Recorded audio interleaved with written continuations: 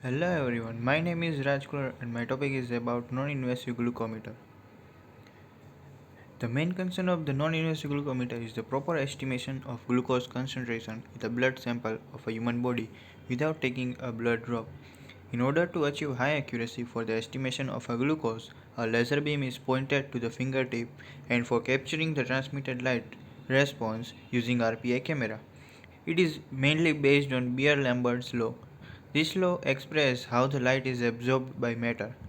Mathematically, it can be expressed as absorption is equals to intensity of incident light upon intensity of transmitted light.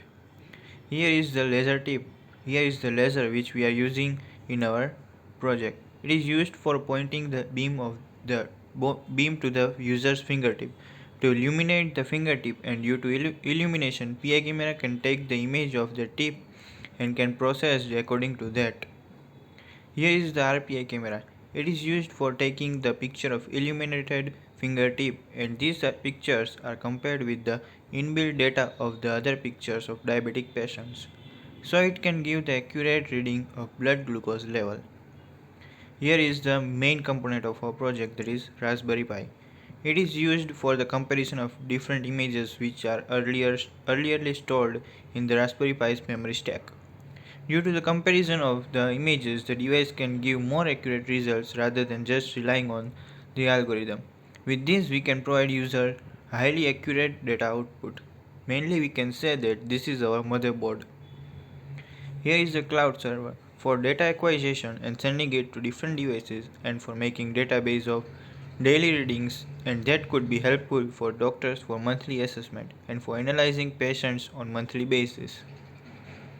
Here is a prototype internal structure of our project. Here we have laser beam which is pointing to the fingertip, and from downwards RPA camera will take a picture.